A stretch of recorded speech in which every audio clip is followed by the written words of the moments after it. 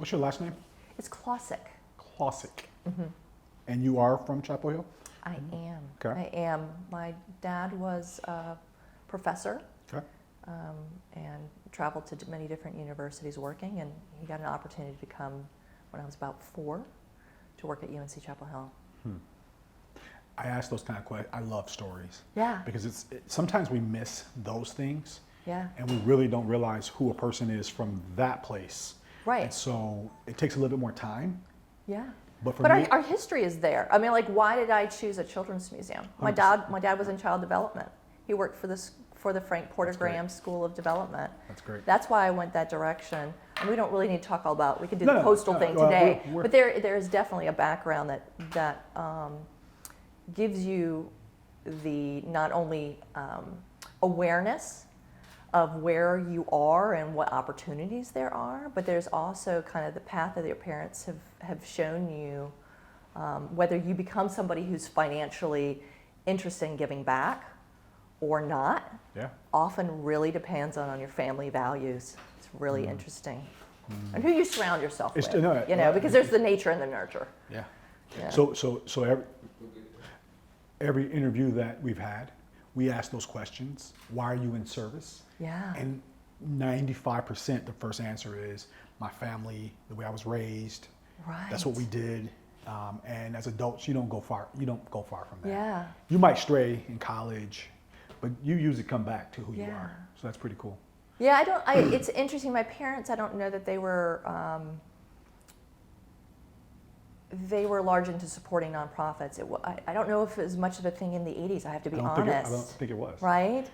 But they were definitely involved in the community, being Yeah. part of organizations. And my grandparents were missionaries. So I think that there's like this call to give. I'm not a religious person, but I definitely think there is a call to support your fellow community and make sure we're all having an opportunity to be on a level playing field. Yes. I love it. I love it. Welcome to Community Spotlight, brought to you by Bro Code TV Productions and hosted by the Bros.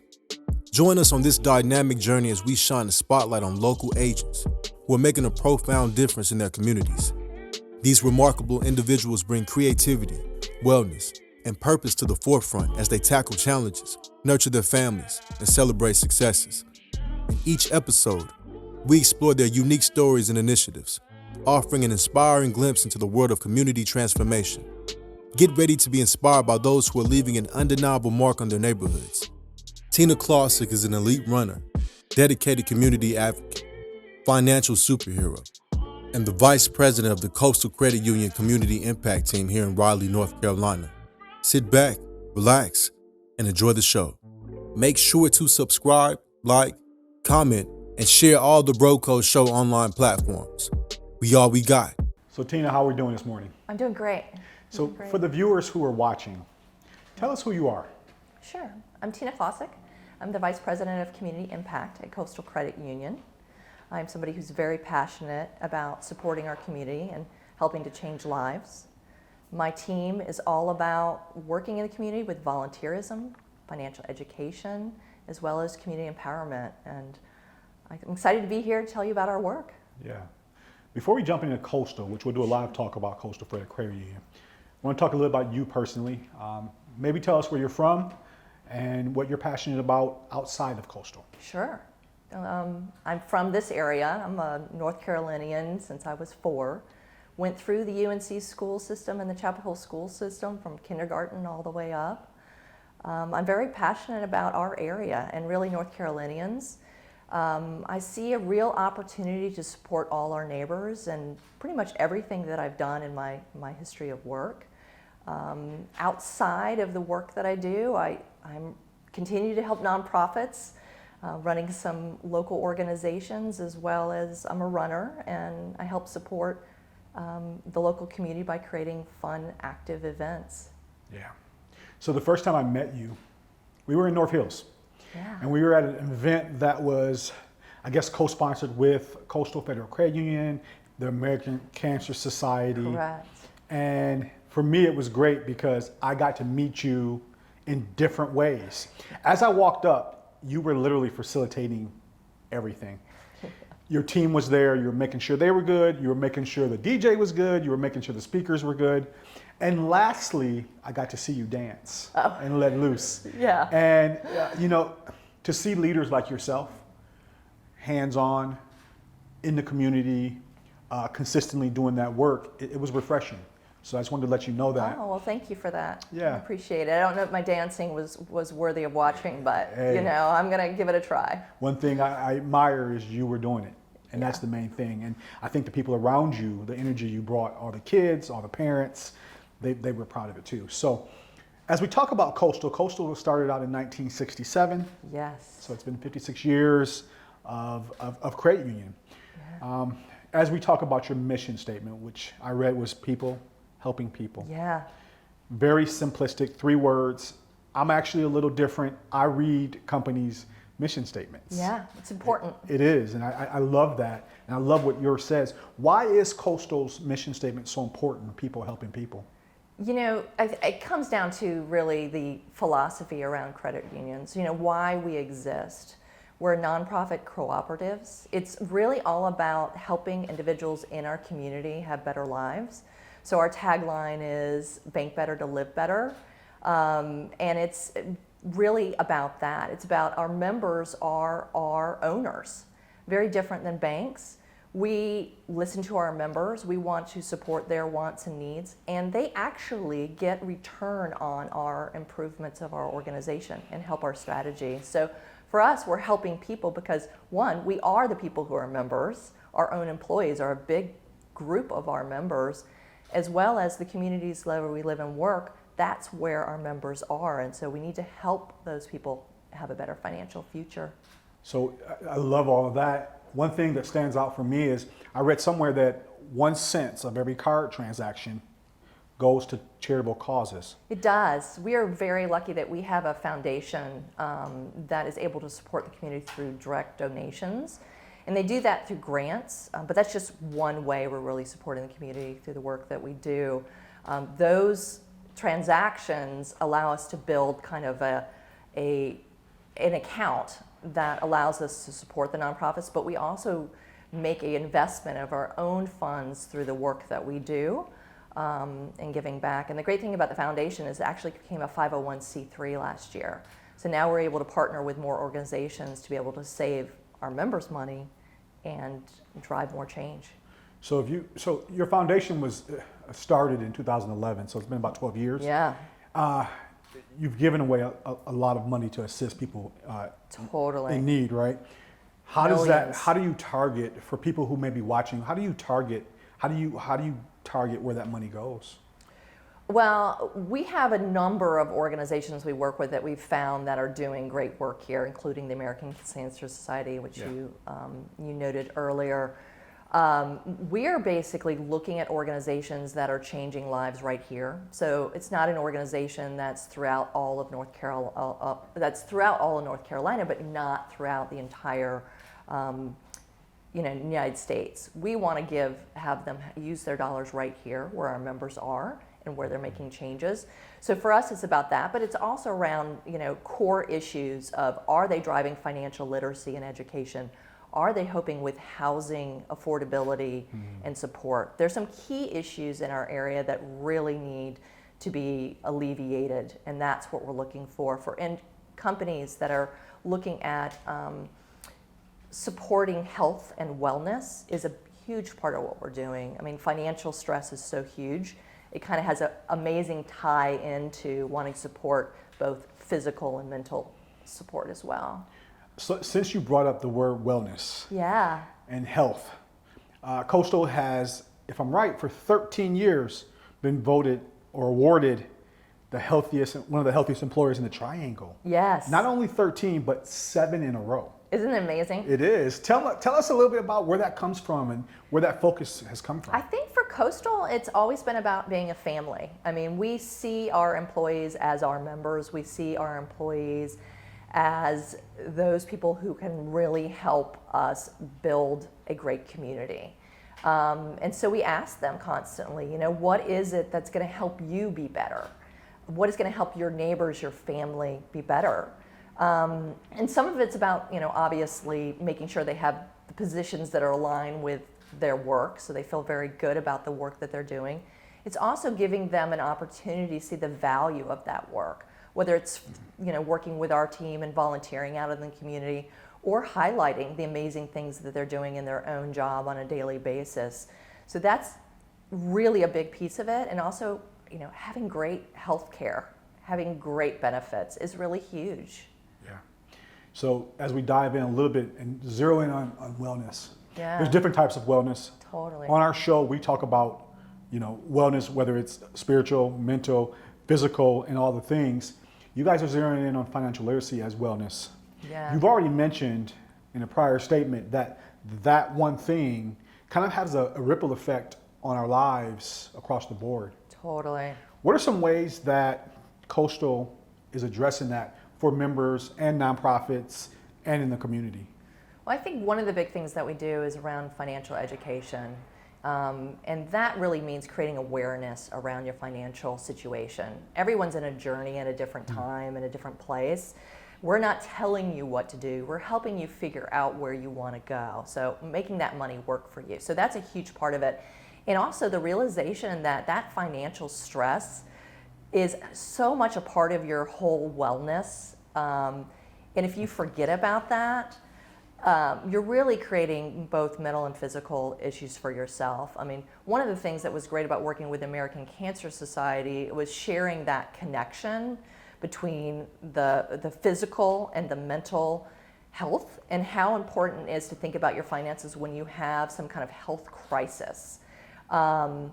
It is something that can really change your life very, very quickly. If you have any kind of, whether that's a health crisis or some kind of crisis around your family situation, right?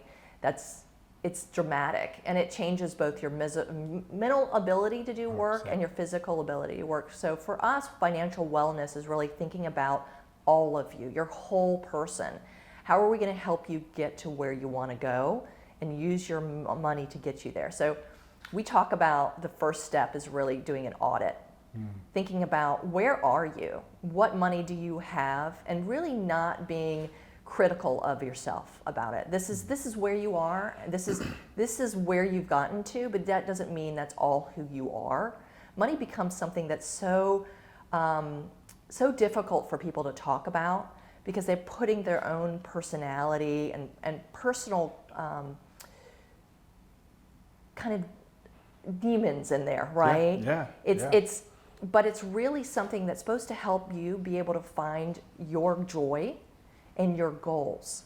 So first you critically look at where you are with your finances, and then you start thinking about, okay, where do I want to go? Am I saving for my child's education? Am I trying to pay off debt? Maybe that's your number one go-to. Maybe you really need a car and you want to make that happen, or you're saving it for retirement. And maybe all those things happen in your lifetime, but you need to think about what is most critical at that moment. What are you trying to do? And then from there you can think about where's the gap. Okay, you have where you are and where you want to go, and then you start talking to individuals about, what are the opportunities for me to build my wealth and my understanding about those goals. Yeah. And that's where, the amazing team at Coastal comes in, whether they're a member advisory team or the wealth team, can have those non-judgmental conversations about, where do you want to go, and let me help your money work for you. So as I put all that together, I'm feeling like maybe people need to give themselves some financial grace. Yes. In a way of looking at it where, hey, I'm doing the best I knew how to this point, but now I need to do an audit to learn some tactics financially that can help me for everything I want to do in my future. Yeah. One of the questions that I've posted on social media, Tina, has been, what would you wish you learned in high school Yes. that would have helped you? And I mean, number one by far was financial literacy. I can personally say growing up that we didn't talk about money in our home because we didn't have a lot. Yeah. And so there was kind of like this hush hush shame, we don't talk about money. Exactly. But I believe that creates this phobia as we get older and those habits, and then all of a sudden we have problems financially and we almost maybe never get out of it. So can you speak to maybe when you say audit, I'm sitting and looking at my finances. Yeah. How can I, as an individual organization, maybe partner with Coastal and build that relationship that can be like long-term success? Yeah, thank you for that question. Audit sounds like a big word. It sounds like it's a difficult situation to manage. You're basically taking account of what you have in your bank accounts, what you have maybe in your home, what you have on your paycheck on a weekly or monthly basis. And then it's understanding how you're using that. So taking an audit means maybe writing down everything that you're spending and getting an idea of, are you spending the $5 every day on a Starbucks? Are you putting money away in an account that's really gaining interest in the highest way that it can? I mean, it can be all different ranges. I love my coffee, so I'm not giving that up. But I also understand that there are things that people might find that they can cut back on that's going to help them. But they also may be where they need to be, and they just need to find additional opportunities to build their wealth through better savings accounts, through better investment options. There's always ways you can go from the point you're in now to a point in the future. Yeah. Partnership is huge. You can't do this alone. And I think that's one of the things you were talking about, how money is seen as kind of like not the thing to talk about. That's what gets us in trouble. That has to become something that people are comfortable talking about, and with their family, and with a partner, whether that's an organization like a credit union or some kind of investment organization, because you need to be honest in order to make change. Yeah. And you mentioned, one of the things I want to say is, you mentioned about being in high school and not having that education. One of the amazing things that's happening in North Carolina is they've changed the curriculum. And it's now part of the curriculum to learn about financial planning and financial education. And it's required for you to graduate. Wow. So now it's something that they've seen a real value in students having. The world is so digital now. Students have access to accounts the way they never had before. And it's a change world where they really should start understanding the value of using their money wisely. Yeah.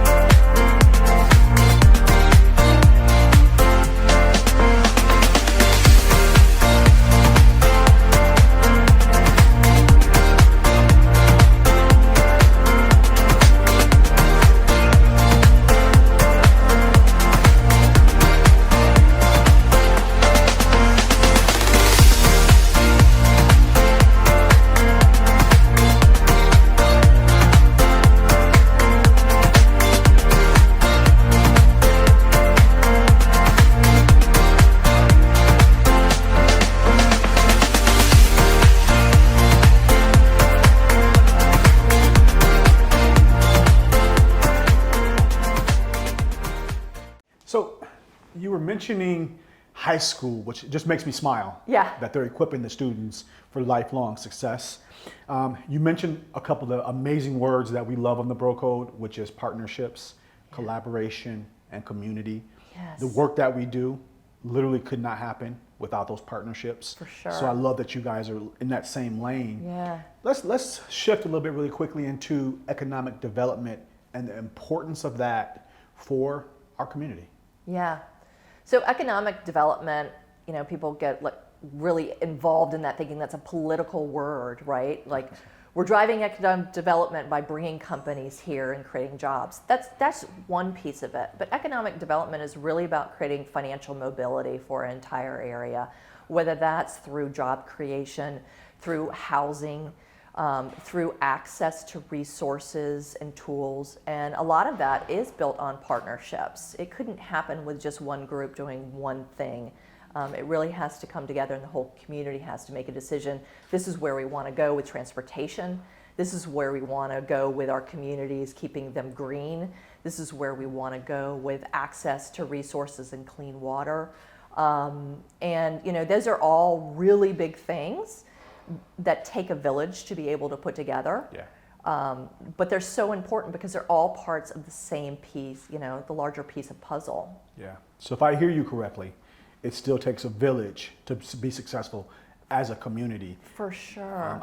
We know that Raleigh Triangle is one of the most educated and it's flourishing in some areas, but there are some areas that we still need to work on. So hearing that Coastal is a part of that part of the village is amazing. Yeah. Why was it important for you to sit down with us and tell the story of Tina, the story of Coastal, and the story of the Triangle when we talk about money? I think awareness is just really key. An understanding of what opportunities are there to make your life better, and that is also understanding if there are individuals that are out there wanting to help, and that they're non-judgmental, that they really are looking to support your interests. And there's opportunities with partnerships to work with us as an organization, but there's also opportunities to use us as leverage to actually create partnerships with others. We have over 1,800 partners at Coastal. That's a lot of partners, and half of them are nonprofits, the others are businesses, but they all have goals of wanting to work and live here, and they're all interested in wanting to make lives better. So, my goal for today was really to come on and say, this is the work we're doing. Come be involved with us. Let us know what you need. We're here to help, and let's do it together. Yeah. So if there's somebody watching that wants to get involved, because this, whether it's nonprofits or anywhere in the community, there's a lot of people that actually want to do something. They do. They don't know how to start. Right. So what would be the easiest entry point for somebody that wants to get involved in a Coastal? What would you tell them? Well, I think everyone's involved in something in their lives, both with their work and have personal passions. And the great thing with Coastal is you can support either one of those. For individuals that want to work with Coastal, it's about coming to us and saying, hey, we've got this great volunteerism opportunity. Mm-hmm. We have an opportunity for you to help us build something like an event that's going to support the community. We have an interest in partnering with you to create some kind of initiative that's going to really change the fabric of the work that is happening here. Yeah. There's also opportunities to get involved directly in nonprofits. One of the things we do, and we're doing right now, is called Change for Impact, which is our campaign basically October through December with our employees. But it's not about just the employees, it's about making change in our communities. So it's time, talent, and treasure investment. And we're working with United Way. They have amazing partners that they're supporting, and we're helping them drive those partners through volunteerism efforts, but also we're using our branches as an opportunity to collect donation items and support some amazing groups. And I think for any individual, if you have something you're passionate about, whether it's your family has been affected by cancer, like most every family, you want to support an opportunity to help with risk reduction or health education, find an organization that's doing great work. And if you don't know them, you can go on our website and you can find out what those 1,800 partners are on there to be able to help you support, the whole area in your interest. Yeah, I love that. Let's talk about wellness as a whole. If you wanted to give your members, you have over 300,000 members. Yeah. One word of advice when it comes to their wellness in all areas, especially financially, what would you say? I would say, don't be scared to talk about your money. Don't be scared to talk about be vulnerable with where you are. I think we are a society that has created a stigma around being challenged. Whenever you're challenged, that seems as something that's a bad characteristic. But the reality is we're all challenged. We've made some good choices, we've made bad choices, and the reality is you have to own up to those and say, this is where I am, but this is not where I want to be. and then ask for help. So I think that's the number one thing I think people really have to do. They just have to be honest about whether it's financial or health or anything. You have to be honest about where you are and where you want to go. And that's hard. So, we share on our show, we have conversations all the time, and one of the biggest topics is vulnerability. Yeah. But we've never really leaned into financial vulnerability and how difficult. And I can, as a personal story, as a father, I was in a space financially, and I didn't address it. Right. I just kind of swept it under the rug for years. And it doesn't go away. No. So to hear you say the best way to do it is just lean into it and find it a solution, because money is a system. It is. It's figured. It can be figured out by anybody. So I love that. Tina, we want to thank you, number one, for all of the work you're doing on a personal level and all the work you're doing with Coastal. We really believe that Coastal is playing a part in making the Triangle better. Thank you. I thank you for having us. I mean, it's great to be able to share kind of what we're trying to do, and not in a way that we're saying you need to have to be a member of Coastal, but more in, can you come and be a partner with us? Yeah. Thank you. Yeah. It is hard because it doesn't feel genuine in some ways, because here I am next year, I'm redoing my entire house. Now I haven't done anything to it, moved in the 1990s, not even painted, so it needs some serious work. I've got holes in the bathroom. But the fact is I'm able to do that. I'm able to say I can go but yet I'm working with people who are like, I've been in and out of jail, and I'm just hoping to land a job where I can make, $20 an hour maybe. It's hard. It's really hard. It's a moral dilemma, because it's like, if I've been responsible, should I feel bad about whatever? Yeah. But then caring about my fellow person, because we're connected, and it is this. Right. Well, it was the same thing for me going from a nonprofit to a for-profit. 100%. Why are you doing that? Is it all about the money? And I'm like, here's what I can do now that I have money. I can be a donor and give back in a way that I couldn't before. Correct. Before I used my time and my talent, which is awesome. Yeah. But now I can invest in what you're doing at Kids Zoo, which is great. We need both. Right. Are you taping? Are we ready? Anyway, what are we doing? Just a quick segment. Okay. Yeah. It's a $2 bill. Do you see how much they're worth now? 2,000, something like that. Thousands of dollars. Yeah. Oh yeah. I don't think that's real. But I was looking at all my $2 bills, like, is this the one? Yeah. So Tina, in a way to celebrate our guest, the Broco Show has been doing this, and it's one of the things that most dear to our heart is we have one of our famed $2 bills. We wrote on the front, "You matter because you do." Thank you. We wrote "Problem Solver" because that is what you're doing, and we all signed it. Oh, we wonderful. just wanted to make sure we could give that and put that in your hands. Oh, yeah. Thank you so much. Yeah. That's great. Thank you for coming on our show. That is a great momentum. I We'll gotta keep ask it forever. though, Kirk didn't ask. Why problem solver? Why'd you? Clearly, it's kind of evident in the work that you do, but you could have chose anywhere. Why that one?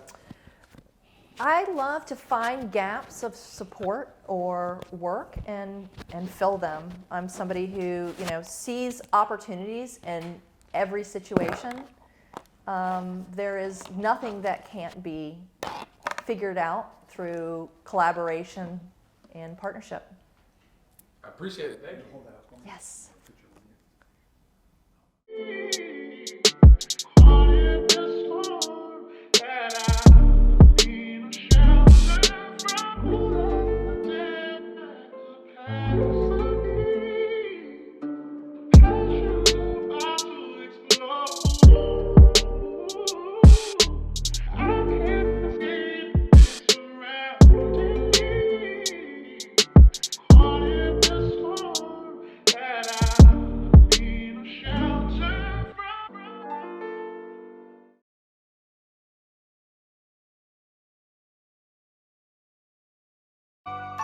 Discover the pinnacle of visual storytelling experiences with Broco TV Productions.